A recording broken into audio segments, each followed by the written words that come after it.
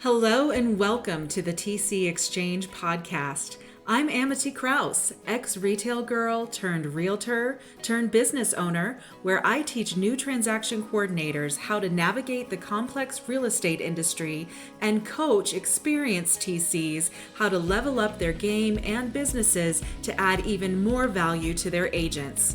Come along with me while I guide you through this intense, complicated, but always fun world of transaction coordination.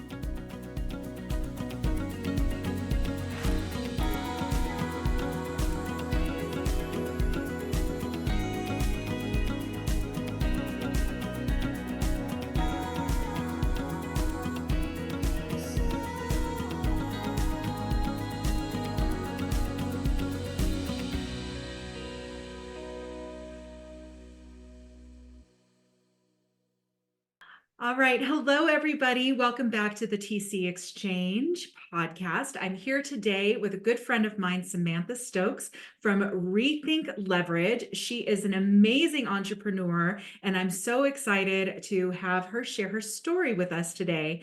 Thank you so much, Samantha, for coming on. Yeah, thank you for having me. Yeah. So tell us a little bit about your background and how you got started in real estate and transaction coordination. Okay, so starting back in about 2018, well, even before that, so I graduated college with a degree in elementary education.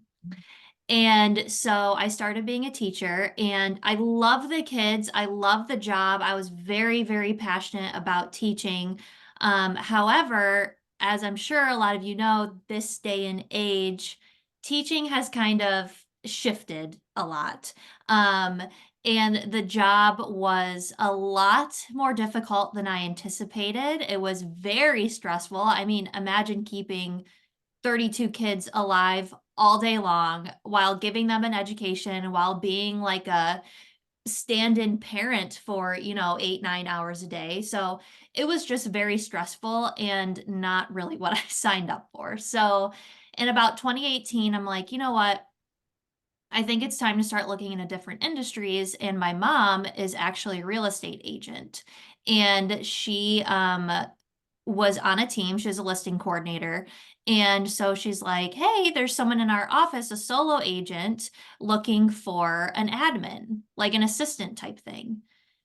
And I'm like, well, I'll give it a shot. I was gonna make more money than I was making teaching, so I'm like, I'll give it a go. Plus, the agent that I was working for was a retired Detroit Tigers player. So there was gonna be some cool stuff I could do too, because he still does signings and all of that stuff. So I'm like, okay, I'll do that with him. That'll be fun. So I signed on with him. I started as his assistant, and then soon after that, his TC and him parted ways. So I went and got licensed, and I'm like, I'll just take over the TC stuff. He was and still is an incredible mentor. He took me on showings. He took me to inspections. He took me to hammer in signs in the frozen Michigan ground. He took me to open lock boxes. He taught me the ins and outs of the contracts, the job of being an agent. He took me on listing appointments, like everything to expose me to everything. And that gave me such a good foundation as a TC that I'm like, I'm just going to keep going with this. So then I morphed into mainly his TC, less his assistant. Um, and that's how I got into real estate. I just started working for him, and then, here we are now. Yeah, that's amazing. The Yeah. Detroit Tigers, huh? That's pretty Yes. cool. That's pretty Yes. cool. It's very unique. When I tell the story, Yeah. they're like, "Oh, it wasn't Oh, just some random agent off the street." I'm like, "No, it was kind of it was a cool experience." Yeah. yeah, that's amazing. Cool. Yeah. So, what do you feel like were some of the biggest challenges that you faced when you were starting out as a transaction coordinator? Oh my gosh. Definitely, I felt like I was alone on an island. I did not know. I don't know when transaction coordinators really became a thing, but when I started doing it, no one had a transaction coordinator. They had assistants or admin that helped them. But I kind of felt like no one really knew what I was doing or what I was for, and I didn't know how to grow in the role. It was challenging, to say the least. Also, my agent was very just throw you into it and you figure out how to swim type thing. So that was challenging for me, coming from a background of always being given all of the supplemental things that I need to do my job. So Google was my best friend, and that is when I learned really the power of asking questions and not being afraid to ask questions to anyone. I don't care to admit I don't know what I'm doing. And yeah, that was definitely the most challenging, kind of realizing I don't know what I'm doing and I need to ask more questions and I need to just figure this out and find a community. So I had to build a community basically from scratch. Yeah. I'm glad that you said that because I think that there's even still today, now that there's more transaction coordinators that are out there, there's still a huge amount of people, real estate agents, brokerages that do not know that there are independent transaction coordinators out there. They don't even No. know, some of them, that they could have an in-house transaction coordinator. Yeah. I remember years ago, I was relatively new myself, and I was speaking to a girlfriend of mine who operated an independent business, and I invited her to some of the Facebook groups, and she Hmm. texted me and she's like, Amity, there are communities for people just like us. I know. I I'm felt like, the exact same way when I saw those Facebook groups. I'm like, holy crap, I didn't know there was a huge community of people out there that do the same thing that I do. yeah. Yeah, Yeah. it's so great to finally be in a place where we're getting some recognition and some traction and seeing the growth in the community. So I love that. Yeah. Yeah, that's definitely a challenge. What do you do Yeah. exactly? Well, let me tell Exactly. you. Exactly. Like, even today, so I've been doing this for over 6 years. Even today, I get an email from a lender. Who are you? And I'm like, I've been here the whole time. And so it's crazy. I think I saw a statistic a couple weeks ago. I'm not sure what the percentage is, but it was something incredibly low, like 15%. Only 15% of the realtors, and there's thousands and thousands of them, even know what a transaction coordinator is. Yeah, So think about, I mean, the market for us, that's huge opportunity. right. That's what Right. I interpreted it as, but I thought that was insane. I thought more than 15% of agents know what a TC is, but apparently not. Yeah, that's insane. That's a I good know. one. I'll have to I remember. know. Yeah. Yeah. So tell me about your first big success as a TC. So my first big success was definitely, it was small. I had been doing the job for about 6 months, and my mom was on her team separate from mine, and we worked in the same office. And she came up to me, and her transaction coordinator on her team was like, Julie said that you really know your stuff. And you know, when you first start out, you're like, I have no idea what I'm doing. I don't know if I'm good at this. I know nothing. And we had been on a couple deals with that team. And it meant so much to me that someone else recognized that I was good at my job. And I'm like, maybe I actually do know what I'm doing. And I remember she said, you picked up on this role so much faster than anyone that I've ever seen, which again felt like such a success to me because I felt like I didn't know what I was doing. So that was definitely a memory that sticks out to me. That was my first success for sure. Like, hey, I can do this, and I think this is going to be a career for me. Yeah. I love that. And I think that comes back to something you said earlier, and that was about asking questions. Mhm. And this is, I think, something that separates the transaction coordinators that work really well as an employee, because there's definitely a Right. place for that. Yep. And then there's transaction coordinators that can go independent.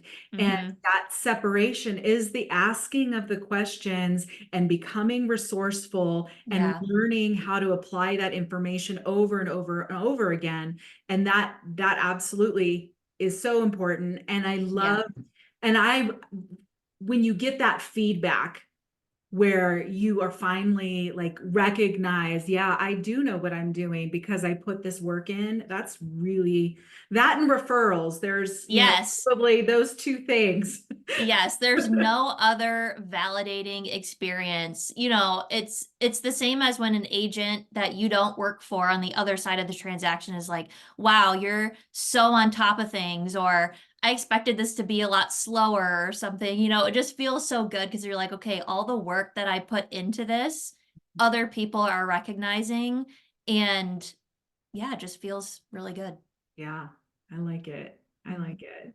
So, so you now have a independent transaction coordination business. Tell us a little bit about that transition from when you were operating with this agent and then you Mhm. moved into the next stage of your career. Walk us through that. Sure. So I was working for the solo agent from 2018-ish up until 2020. And we all know what happened in 2020. COVID hit. So I was living in East Michigan, on the east side of Michigan at that time. And my partner lived in West Michigan, and we had been together so long. He's like, you know what, maybe it's time you move over here. And I agreed. So that was already in my transition plan with the solo agent I worked with. However, once COVID hit, he's like, I don't really know what's going to happen in real estate. I don't think I can afford you anymore. I don't know how much business I'll be doing. Everyone was in the freak out stage in the beginning there. So he ended up letting me go, which was a huge blow to my confidence and my ego. I had never been let go from a job ever. And I'm a huge overachiever. And so it was a really, really difficult experience for me. I mean, we're still friends now. He made up for it in so many other ways. You could tell, it was just a monetary decision for him. But I definitely took it personally. So once that had happened, I'm like, well, now I live in West Michigan. I know no one here, and I guess it's time to start looking for jobs. And I was loving being a TC so much that I'm like, let me just dabble and see what's out there in the area. And so I started applying, and a large team contacted me out of Grand Rapids to come in and interview. This was my first Keller Williams experience as well. So it was the long, like, career visioning process. And I felt like I learned so much about myself through that. Actually left the interview and called my mom, and I'm like, there's no way they're hiring me. Like, there's one point where it asks about, are you an optimist or a realist? And in my mind, realist translates to pessimist because you're looking at optimism versus realism. And so I was more on the realistic side of things. And I'm like, they hate me. They're never going to give me this job. They don't see me as optimistic, whatever. My mom's like, Samantha, like, you should really go start applying for other job. Let's not worry about that one, whatever. And it was hard because I loved the people I was interviewing with. So I'm like, I really want this job. And so long story short, I ended up getting the job. I beat, like, when the COO called me, she told me that I beat out 75 applicants. And I was like, what? Because again, I was still in the spot where I was like, I don't really know what I'm doing. I've only been doing this for about a year at that time. And so she told me that, and I'm like, wow. So I went from working about, like, 15 was my maximum capacity, and they told me I'd be working 30 to 40 units at a time. And I'm like, okay, that's quite the jump. So I went and I joined that team, worked with the most incredible agents that taught me so much. They really did kind of rebuild me from the ground up. Had a good foundation coming in. However, going from working one or two, three, four files at a time to 30 to 40, there's a lot of things you need to learn systems wise to keep everything on track and make sure that, we're getting to closing every time and things like that. Um, so I was on that team for about 3 years, and then, the wheels kind of started falling off. I wasn't really aligning with where the company was going. And I knew that I wanted to start a family soon and all of that good stuff. So I thought to myself, I could probably just do this on my own. So I started chatting with agents who I had made connections with in the local area. And they're like, oh my gosh, Sam, we'll totally use you. And I'm like, okay, so there's definitely a couple people out there at least that will use me. And so I launched my business in one day. I quit my job the next day. And then I was running a full blown company a week after that. Oh my goodness. I did not know it happened like that. Yes. Yeah. Though, like when you make a decision and you know it's the right thing, then just off you go. Yeah. When you know, you know. And I talk to a lot of TCs that are either thinking about getting off their team or thinking about getting out of a brokerage and they're not really sure.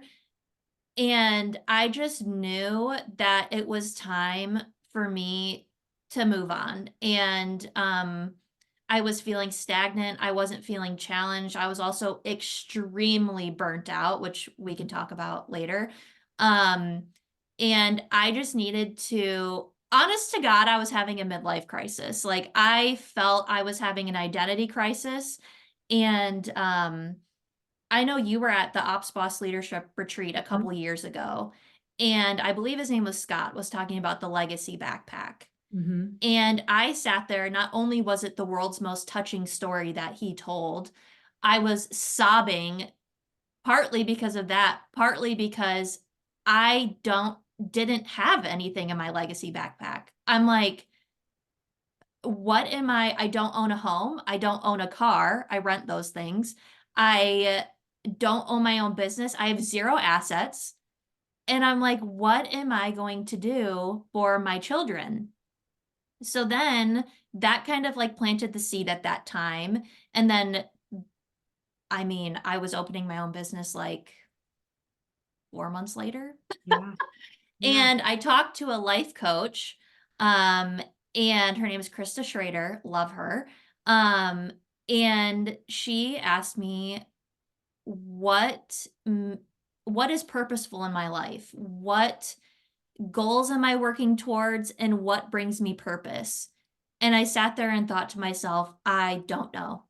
Mm. I have no idea. I've always worked my absolute butt off for other people. And I've built teams for other people. I've built systems for other people. I've built TC departments for other people. And why am I not doing this for myself? And again, it ties into the legacy backpack thing. I'm not growing anything for myself.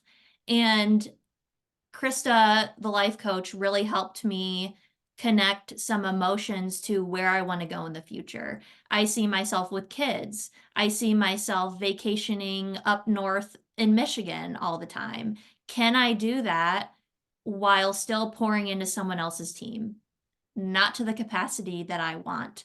And so the conversation with her was kind of the nail in the coffin. And that's what made me make the jump to owning my own company. I can work from home. I can hire people under me so I can go on vacation whenever I want. I can have children and still be present at home and run a business and be successful. Everything that I wanted and that brings me purpose in life and makes or helps me build a legacy was in that natural next step of opening my own business. So Yeah. long answer, but that's all that went into it. But that's a great answer because your reasons and identifying what those reasons are for why you want to move forward and why you Mm-hmm. want to open your own business are so important because those whys are what keep us going. And that Yes. might seem cliche, we hear it all the time, but it really is true. Those whys are what keep you going. Mm-hmm. And the other thing that I love about what you did and how you did it is that you did not wait for things to be perfect. You didn't have Right. everything lined up, a huge roster of agents, all of your systems and everything in place. You kind of had to do it messy. Yeah. And and sometimes that's just fine because it's never going to be perfect. You're never going to be ready. And if you put yourself in that box of waiting until everything, the stars align and Mercury's not in retrograde or whatever the Yeah. You're not going to get started. And so No. I love that you knew your why, you made the leap, you had the confidence to make the leap because your Hmm. confidence that you'd learned over the years told you were going to get Hmm. there. And now Yeah. look at you. And I'm so excited for what you've done. That's the Yes. story. Yeah, it was the best decision I have ever made for myself. And it really instilled and solidified the confidence I have in the TC that I am. I had to think to myself, you know what? This is going to work out. And, I had never experienced a winter in real estate not having a W-2 job. So I'm like, you know what? I know I'm going to come upon that hurdle. I know there's going to be downtimes, and I'm not going to let myself sit here and think, oh my gosh, when's my next closing? Oh my gosh, I need more agents. Like, I just need to sit here. And when a bad thought comes into my mind and I start to spiral, I'm just going to think to myself, this is going to work out. The universe would have never sent me on this path if it wasn't going to. Yeah. So that's really helped me as Yeah. well. Oh, that's amazing. Amazing. Okay, so tell us, we talked briefly about systems, we mentioned it. Tell Mm. me about your tips and tricks or tools for managing your tasks, staying organized that really has made a big difference for you. So I started in spreadsheets way back in the day when I didn't know anything. Well, actually, I started on paper checklists. I think everyone kind of starts on paper checklists or something of the sort. And I had little folders for each transaction. Now, that was fine when I had, one or two pending at a time. But as I'm sure you know, it gets a little crazy the more you add on. So once I moved to the team, I was in dot loop checklists. And excuse me, that worked for a second. And when I was brought on, one of my 30, 60, 90 goals was to streamline transactions in those systems. So I moved from the dot loop checklist to a Google spreadsheet, which I know works for a lot of people. But again, I was going into handling 30 to 40 transactions at a time. So I started looking into a lot more automation, like as much automation as I could get. So I was looking at the time between RealVolve and Brevity. I ended up going with Brevity because, in my opinion, they have the highest level of automation. And again, I was on a team with agents. So Brevity appeals to that sort of TC a lot more than if you've just been a independent TC your whole life. Because I know a lot of us use A-frame, open to close, those types of things, which would make sense for that TC. But being on a real estate team and needing all that other real estate stuff that Brevity has, it just made the most sense for me to go with Brevity. However, I run my whole business out of Brevity, and I eat, sleep, and breathe that software. I love it so much. I credit that software to keeping me on my game, keeping me task, oriented and making sure they're happening on time. And it takes out the um mental load of what I used to go through. So when I was in spreadsheets, I felt like I need to touch every single file every single day because I'm like, okay, I'd click on a file and be like, here's where we're at now. Here's what's upcoming. Do I need to do anything today? No. Go to the next one. Do the same thing. Do I need to do anything today? Okay, I need an addendum. I would go, you know what? I wonder if oh my gosh, let me pull out one of my notebooks. Um, I would go into my spreadsheet Uh, and I would be like, okay, I need an addendum. So I would write down, this was like my to-dos every day. Division, requested closing with title, waiting for response. And so I would have these. I have, oh my God, so many of these. wow. And that's how I would do my task follow-up. Well, when I got Brivity, the automation it has in there takes away the need to touch every file every single day. Just my do today tasks are the things I need to do today. The system is telling me this is what's due now and needs to come to your attention. I, of course, can always look into the future at what's upcoming, but all I care about is what I need to do today and what I need to pay attention to today. And I got rid of this notebook because you can go in and edit the tasks, and I can be like, writing an addendum for the buyer, out for signature, follow up tomorrow. And I can bump that task to tomorrow to remind me to look into it again.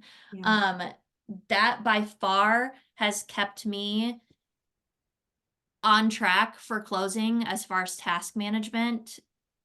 100%. I would never get rid of Brevity. Yeah. But a lot of other softwares do that. They do. I love, one of the things I love about Brivity though, too, from the Teams aspect, right, is that it is a CRM. So Yeah. it's not just housing the transaction management. It's Mhm. also allowing you to really follow up on the stages that Yes. buyer is in or a listing is at as you nurture that client throughout their whole process. Right. Right. So, and I have not had the opportunity to play with Brivity myself, but I have heard Mhm. incredible things about it. And Mhm. I do absolutely any system that can give you the automations and Yes. take out that, and automations, a lot of people get caught up in automation and thinking that it's always about, you know, the computer automatically sending out an email or something. Right. That's not what it is. It's that Yes. some of it, maybe it's Yes. set it Yeah. up that way, but Right. automations are also automatically updating you on what's going on. What do you Yes. need to do today? What do you need Yes. to do tomorrow? Where are you at? So you see all of those things, and it saves Yes. time from flipping through your notebook to go back 3 days and say, wait, what did I do?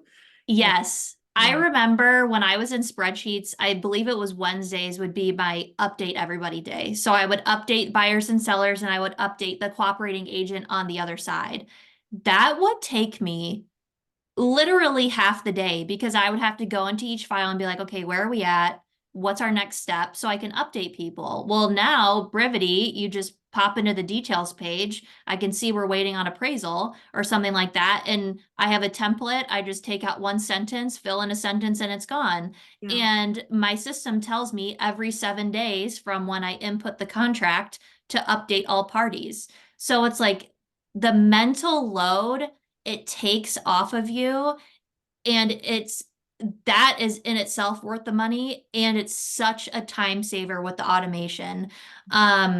I'm big into like timing myself or doing audits on my time management and things like that, and Brivity has saved me, oh my gosh, so much time. I'll have to tell you after this. I'll go bring up, I have a spreadsheet somewhere where it was before I got Brevity and after I got Brevity, once I was in it a lot.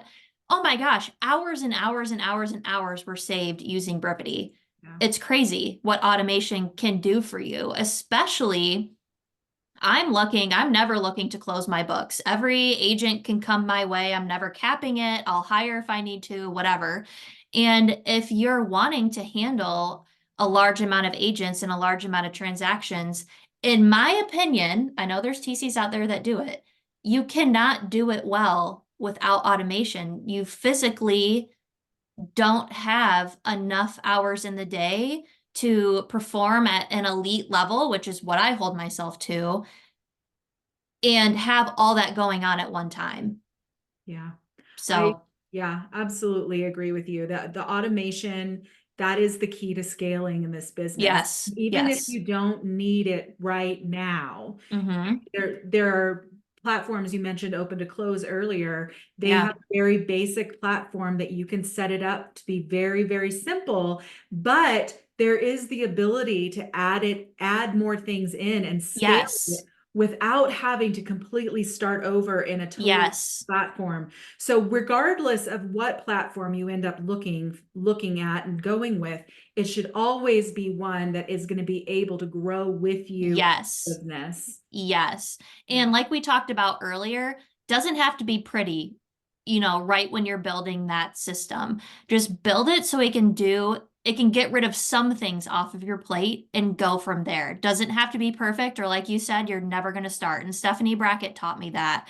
If I wait and I wait and I wait to be like, okay, it's not that good yet, or I'm just waiting to see if I should tweak that, you'll never start. You'll never get it going. And just use the system that you'll use.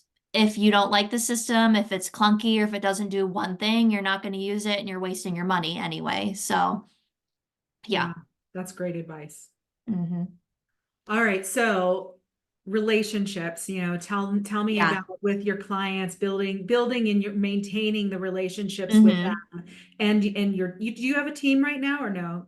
Not I yet. don't. Not Mm-mm. yet. Coming for Yeah, you. not yet. Good. Yes. But with your clients, we've gone from working in an office where you can pop Yep. into an office, pop in the office, hey, what's going on? Let's go grab a coffee and talk about whatever. Hmm. Things are a little different now, and we're working remotely. Tell me about how you still connect with your clients and maintain those relationships. Yeah.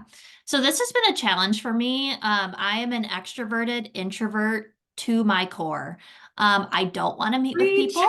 I don't want to meet with people. I don't want to go to coffee with you, to be quite honest. But I know that is part of the job. And once I'm there, I have a great time. And I always meet with incredible agents, and I come out of there like, why do I throw such a hissy fit in my head about meeting up with people? But it takes time, and I feel like when you're an introvert, meeting up with people is kind of like a performance. Like, you know what I mean? It drains me of energy. It doesn't bring me energy. So when it comes to meeting up with people, if they ask me to get coffee or get lunch or whatever, I will do it. Otherwise, I do all my inquiry calls via Zoom or a call, whatever they're comfortable with. When it comes to this is kind of a twofold thing when it comes to client relationships. So I have an ideal agent in my mind, and it is very important to me to hire to my ideal agent. When I started my business, well, I should say, when a lot of people start their businesses, they will cast a wide net, let anyone in, they'll complain about the agents they have, and so on and so forth. I did not want to have that. I was in the mindset of, I'm building a business and a life that I will enjoy. And so when I got into the business on my own, I thought to myself, I want gritty agents who are super driven, aka I went for a lot of top producers. I want people who are nice to me because God forbid agents are nice to you. I wanted people that respected me and my systems, aka no micromanaging, which is also very hard to find when you're partnering with agents. Um, and I just wanted all around good human beings to work with that are morally sound, good agents who are going to get after it year after year. And so, with that in mind, I have only hired agents that fit that criteria. So, that in turn turns them into my friends, to be quite honest. I have no problem meeting up with any of them for coffee, getting a drink with them, going to dinner. And so it makes it a lot easier to keep those client relationships really close knit because I do view them as my friends and they're incredible people, incredible agents. And so I think when it comes to nurturing client relationships, honestly, just work with people who you like. Yeah. Like the money will come.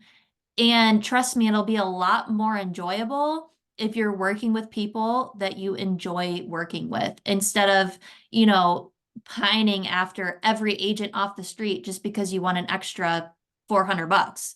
That is not worth it to me. My mental sanity is much more worth it to me when it comes to agents that I partner with. And I have said no to some agents, and that doesn't bother me. Sometimes you're not a good fit for someone else and they're not a good fit for you, and that's totally okay. That's the purpose of an inquiry call is to figure those types of things out, and there's no hard feelings. Not everyone is for everyone. Yeah. Yeah, and it's absolutely true. And you're right. And then when you're starting out, you feel like you're so hungry and Yes. you do cast a wide net and you will take anybody on. And then you're miserable because you're working with somebody who maybe has a completely different communication style, Right. or you're just not in alignment and it's not fun for you. If it's Yeah. not fun for you, it's probably not fun for them either. Why? Exactly. And honestly, I don't think me say this, it's really hard to have tough conversations with people. It is. It is. And nobody wants to be a jerk. Nobody wants to be the bad guy. But at the end of the day, the relief that I hear from TCs who finally let go of an agent that was really hard for them to work, Yes. it's like you should have done that such a long time ago. Or Right. imagine how the agent probably feels like, okay, now I can find somebody Right. who is going to be in alignment with Right. me and really be a partner, because that's what this Yes. relationship is, right? It is a partnership. It is. We're on the back end, we're doing the communication. Agent, go ahead and you go get your next client and let me Mm-hmm. handle the rest of it. Come back for negotiations or whatever. Yeah. But let me handle the rest of it. I'm your partner, I'm your teammate. And Yes. that relationship and communication is so important. Yes. And I always explain to my agents that I'm newly onboarding, partnering with me is like a new marriage. It is definitely a dance. Like I'm getting to learn who you are, you're getting to learn who I am. We'll learn kind of who does what together. And I think the glue to a TC agent partnership working out is the agent seeing the worth of their TC. If they don't see your worth, they're not going to treat you well. Let's say we have to bump our prices, which in this economy is happening a lot. They will pay whatever within reason to keep you on because they see how valuable you are. If an issue arises, they understand that you're human, you make mistakes because they see your value. I think that that is the key piece and the glue to a incredible agent TC relationship is having that. Yeah. Yeah, absolutely. So we talked about this for a second or alluded to it, and that was about I need to find a new way to say work-life balance. But because I hate that phrase because that's not what it is. But so tell me Yeah. a little bit about the burnout that you experienced. Mm. How did you manage through that? Today, with all of the things that are on your plate, how are you managing all of it? So when I was on a team, I got severely burnt out. I'm sure, as you could guess, when you're in the slow season, okay, now it's time to step up on other projects. There's no downtime when you're on a team, because your job morphs into you're doing somebody else's job. Teams are all about working lean, which means doing as much work as you can with as little people. So you're wearing a lot of different hats, which I did not mind at the time. I was all for doing that. Well, when you're burnt out, you need some downtime. And, when you work for an employer, you get what? I had 10 days vacation. 10 days vacation is not doing anything for me mentally because I go on vacation. At the time, no one was taking over for me when I would leave. So the agents would take over and kind of do their own deals while I was gone, which stressed me out because I didn't know what happened when I got back. And so it wasn't a true vacation anytime I would go.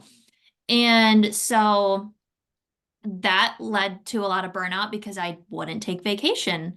And so when I was on my team, I found my identity in working. I was a workhorse, workaholic, whatever you want to call it. And I would work my booty off for that company. Blood, sweat, and tears. My relationship suffered from it, because I would work over hours. There was a point in time where we were so busy that I would call it my second shift. I would come home at like 5 o'clock, 5:30. I would eat dinner, feed my dogs, and then I'd get right back on the horn because there just wasn't enough hours in the day to do everything that I needed to do. And so that got the best of me over a few years. And the thing is about burnout is you don't really feel it coming. I would enjoy everything I was doing. Well, because I did all that all the time, it was then expected of me to perform at that level all the time, even when I didn't want to.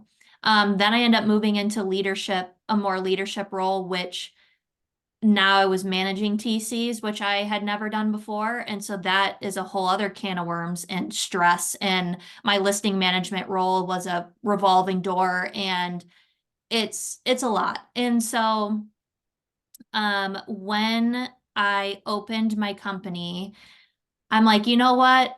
I'm going to take a couple months off to really heal. In my mind, no matter what books you read, what podcasts you listen to, what doctor you see, the only thing that helped me with burnout was one, a psychiatrist. So, highly recommend therapy. And two, relaxing, doing things that brought me joy and saying no to anything that didn't bring me joy. So I turned down lunch meetings, I turned down company meetings, I turned down seeing people who just sucked me of energy. I turned down all of that and I would only do things that made me happy. So I built my business, I took a lot of naps. I hung out with my family and my boyfriend. I did a lot of kayaking, went hiking, went on vacations. I did all the things that, you know, filled up my happiness bucket. And I stopped worrying about what everyone else needed. And I feel like that is what really helped me with the burnout piece. It was really, really tough. And they say that burnout takes like years to recover from. And I totally believe that because even now, it's been about a year and some change since I opened my business. I still struggle with motivation and ambition to this day. I think because I poured so much of myself into other companies that I kind of gave all that I had to give. And yes, it's exciting opening your own business. However, when you're opening your own business in a season of burnout, it is quite hard. So I just launched it hoping it would stick. And luckily, I built it good enough from the beginning for it to work kind of right off the bat. And just now, so a year and almost 2 months later, I'm like, you know what? I should go in there and I should better some of my systems. Before this time, I had absolutely no drive to do any of that because I was tired Yeah. and I just needed to rest. And so my mindset too, which we talked about earlier, has shifted a ton. I cannot fathom that I used to work for someone else and build their business. I cannot fathom that I prioritized working over my family and my relationships. I just am not the same person anymore.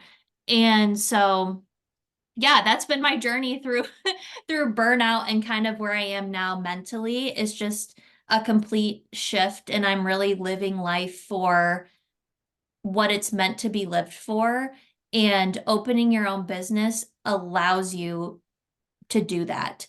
If Yeah. I'm having a bad day, half the time my systems are so there's I integrate so much automation. My systems are so automated that I honest to God probably have a half a day's work every single day until we hit like summertime. Mhm. So wintertime is truly my downtime. I spend time with family. I work on myself. I have a baby. I do all those things that I just never took care of myself before, did anything that brought me purpose. Yeah. So it's been honestly incredible for me mentally making this shift and working through the burnout. Yeah. It is one of the most challenging things is Yes. to get through that burnout. And I've Yeah. been through it myself and it's so hard not to give up and you do have to find a way to, find ways to fill your cup so that you can keep giving to yourself and to your family because you're right, once you've spent it all, it's hard to fill it back up again. And it's different for everyone, which is super important to remember because, I've listened to the podcast, I've read the books, and the things they recommend to help with burnout wasn't helping me. What would help me is taking a nap, going for a hike, spending time with my loved ones. Those were the only things that helped, getting my mind completely off of work. Yeah. And so just remember it's different for everyone. If mixing in exercise into your daily routine helps, then do that. If getting ice cream once a week works, then do that. If going to therapy helps enough, then then do that. It's whatever will get you through. And boundary setting, which was huge for me as well. I have lived a long, long life, especially in the corporate world, of trying to set boundaries, but I was an overachiever. So when you're an overachiever and you're trying to set a boundary, you feel as if you're failing a lot of the time. And so now when I set boundaries, I'm doing that for my own sake, for my mental health. And you know what? I own my own business. I don't have to answer to anyone else. And Right. I make the rules. And so it's been a very empowering experience as well, owning my own business. Yeah. And I want to bring it back to, because you talked about how you set up your business so that you were able to be in a place where you could create your space. Your business Hmm. is going to be operational. You've automated some things so that you can take space for yourself Yes. and fill your cup back up. And for RTCs that are just starting out, they Hmm. do need to realize they may not be able to build that right away. Right. And it is a lot of hard work, because we're definitely Yes. not saying, oh, open your own business, you're going to be making 6 figures in a month. No, Right. no, it's gonna take some drive, and it's gonna take some sacrifices. And the key to getting through that fastest is to building a really good framework and a good systems that will support you in doing that. Yes, and we were talking about scalability earlier. Every time I build a system, I think to myself, what would this look like if I had 100 under contract? Yeah. Because if you start with the mindset of, okay, maybe I'll have like five under contract and I'll be good with that, your business is inevitably going to grow and grow and grow through the years. And wouldn't it be much easier now to prep for 100 pending at a time than having to go through and redo or expand your system to fit that? So that has really, really helped me as far as scalability goes. I can handle up to 60 transactions on my own when it comes to my systems, and I have not hit that. Yeah. So it really helps with hiring too. A lot of people ask, well, when do you hire your first employee? Well, when do you start feeling uncomfy? You know what I mean? And so knowing your numbers like that I won't start feeling uncomfy till I hit like 40 consistently is when I kind of start sweating. That's when I know I'll need to hire. And so, yeah, yeah, things like that, have keeping those things in mind when it comes to systems when you're first getting started. Just think big. Just think, you know what? What if this works out? Yeah. What if I get 50 agents at a time? How am I going to do that? Yeah. And so that's been a big piece to help me because I think my systems are so automated that I condense them so much to work for 100 transactions at a time. That's why I can work half days when I have 30 pending Yeah. because things are so, it's like a well-oiled machine. Yeah. That's it. That's it. That's it. Hmm. So tell me about what advice you would give someone who's just getting started as a TC. Find your who. So I would get into those Facebook groups that we were talking about. I would find TCs in your area. I have a whole group of friend TCs in the area, and we meet up quarterly just to talk about, how it's been going, what our agents are doing, what business is looking like, just to kind of, commiserate with each other and have a little support system there. Yeah, having people you can turn to, that alone will help you so much. Like the TCs Empowering TCs group that we're in, when I first launched my business, and I guarantee if you scroll back a year and 2 months, I was asking questions all the time about how do I take vacation, um, an LLC versus an S corp, um, onboarding, agent contracts, like, our service contract between the agent and the TC, things like that. And Bethany Redding, who's in the community, she has helped me so much. So finding people that will hop on a call with you at 5 o'clock on a Friday so you can just talk some things through is what you need. So find your who and start building your community for sure. Yeah, I love that's great advice. That's great Hmm. advice. And I think that's one of the things that's come out of realizing there are so many of us that are out Yes. there and we didn't know about each other. And Yes. there's really, really great collaboration. You see on these groups all of the conversations that are being had and simple conversations about how do I do Yes. this into some of the more in-depth things like what's happening in our real estate industry today and how it Right. impacts TCs or how it could. So Right. And why recreate the wheel when there's people out there that will willingly help you? You know, we all want to see each other succeed. And we're all from different areas in the United States, some of us outside the United States. And so we're all willing to help and you're not alone. And we're here, we're in this together, and we want to see each other succeed and, let's help each other out. yeah, love it. All right, so I mentioned it. There's a lot of changes that are going on, a lot of conversation is going on in the real estate industry. Do you see how do you see, I guess, the TC role being involved in those changes? Are we talking about the NAR lawsuit or Yeah, yeah, the hot topic. um, you know, I don't see a lot of things changing for us. I think that's an agent problem. Mhm. And I think agents are always going to need TCs no matter where the money comes from, no matter where who pays their commission. In the past, for the teams I've worked for, let's say the seller's only offering 2.5%, the buyer would make up the 0.5%. So it's not something that's totally outlandish and never been done before Right. in my opinion. I think again, it ties back into it's like a trickle down effect. It ties into agent value. If your agent is a good agent and they're performing at a 3% or whatever your state offers, um, commission point, then they'll earn that commission from someone.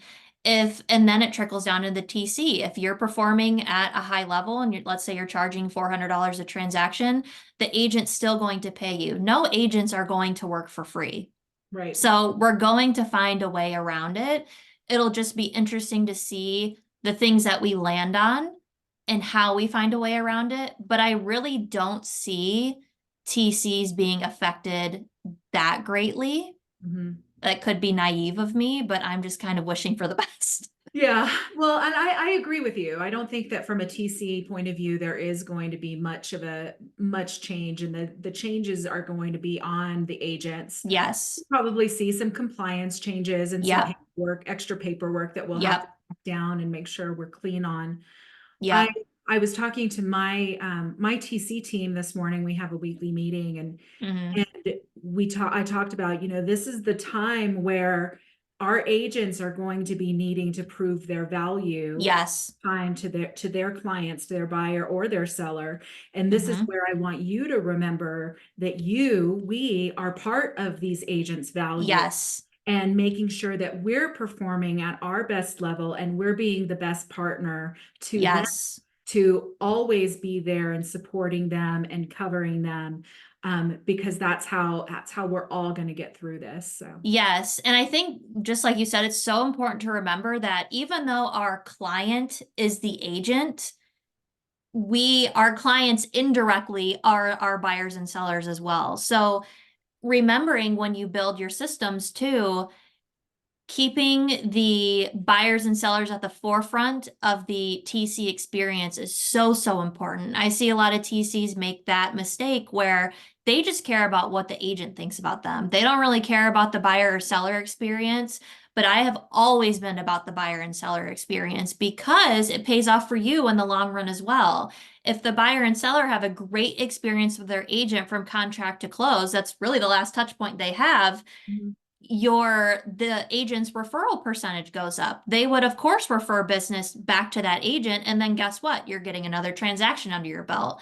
So the client experience when it comes to buyers and sellers is so important for you as the TC as well. So never forget that they are really the most important person to cater to, from contract to close. Your agent, of course, you work for them, but always keep in mind that buyer or seller is what dictates Yeah, everything. absolutely. Absolutely. I feel like My priority is if I see something from a buyer or a seller come through a question, maybe Yeah. it's a silly question, maybe it's a week earlier than I send whatever email. Mm-hmm. I'm still on it. I'm Oh answering yeah. now. I'm not waiting until the next day to Oh answer God. the question. I absolutely got to prioritize them for sure. Yes, I definitely pride myself on efficiency. I'm sure that you've heard from other agents. Number one point of contention from agents that I'm having an inquiry call with is TCs who take too long to respond. Yep. So if you can prioritize anything, communication and efficiency, that's really honest to God, all that agents care about. And of course, cutting down on errors and everything like that. Yeah. Um, that's the number one thing I hear from agents. So if you can be efficient, you can communicate well, keep everyone in the loop, you're golden. Yep. Absolutely. Mhm. Absolutely. Okay, Samantha, tell me what is next for your business and what new ways are you growing now? Oh my goodness. So like we talked about before, I am expecting my first child in September. So what's next for me is like we talked about earlier, I'm not closing my books to anyone. I'm always expanding, always reaching for more ideal agents. I am going to hire a TC. I have a file opener now that kind of does input for me to save me some time. I'm going to hire a TC that happens to be my mom. She used to work for me when I was on a team. She was my listing coordinator. So she is going to take over my business in September. So that'll be huge for me to bring her on and have someone else to lean on, if I'm not available for some reason. So that's what next for me and just growth. And I always tell people next step is taking over the world. I love it. I love it. All right. Two more questions for you. Okay. First is your favorite business book. Which business book has been the most impactful for you in your career? So the one thing for sure, Mm, um, that, as you know, is all about focusing on the one task at hand, like being focused, which is really hard when you're a TC because you're you're juggling a lot of balls in the air. And sometimes doing one thing will help all the other balls fall and be in their place. So the one thing has helped me so much with time management, especially in task management. Um, the other book, it's a little bit dry, and I know we had a book club on it. I wasn't a part of it, but Profit First. mhm. I knew absolutely nothing about owning a business, nothing about taxes. Like I've used TurboTax up until this year. Like I knew nothing. I knew nothing about LLCs, S corps, payroll, nothing. And so Profit First really helped me stay focused on a profitable business and what I need to do to build a profitable business. The one thing that sticks out to me from that book in the beginning is when he's talking about how there was a guy that would come around that would mow his lawn. Well, in the down season, the lawnmower guy was coming around asking if he can do leaves. And that was when I started thinking about the wide net because I also fell into this trap when I first started my business. Where's the money coming from? So I would do contract to close, which is, standard for all TCs. And I'm like, well, should I offer some admin services? Like, should I write offers now? Should I make templates for agents? Should I offer consults on, how to grow their business?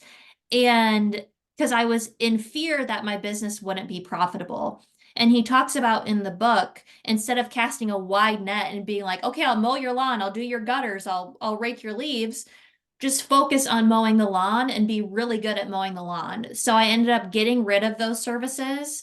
I actually dabbled in commercial real estate for a while, ended up getting rid of those agents because it's just so different. And I'm like, why am I doing this when I know that I just want to specialize on contract to close in residential real estate Yeah. and I will be successful. So that really helped me with mindset as far as building a business for sure.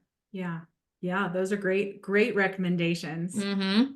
Oh my goodness. Well, tell us where we can find you on social media or other. Sure. So I do have a Facebook. You can add me on Facebook, my personal one. You can add me or follow me on my business page, Rethink Leverage. I'm also on Instagram. Just search my name and you'll find me there. Awesome. Awesome. Samantha, thank you so much for coming on today. I loved having this conversation with you. It's great to get to know you further and hear about your story, which is so inspiring from the things that you've done and gone through. And I'm grateful for you taking the time, my friend. Yes, my pleasure. Thank you for having me. All right. Thank you, everybody, for tuning into the TC Exchange podcast, and we'll see you next time. And that wraps up another episode of the TC Exchange podcast. Thank you so much for joining me and being a part of this incredible journey through the world of transaction coordination. Remember, every challenge is an opportunity to learn, and together, we're setting the compass to true north. If you want to dive deeper into the world of TCs or simply connect with our growing community, follow us on Instagram at TrueNorthTCT. For exclusive content, insights, and engaging discussions, be sure to join our Facebook group, the TC Exchange. And for resources, courses, and a treasure trove of knowledge, check out our website at TrueNorthTransactionServices.com. Keep the conversations going, share your insights, and until next time, keep your compass pointing true north. See you soon.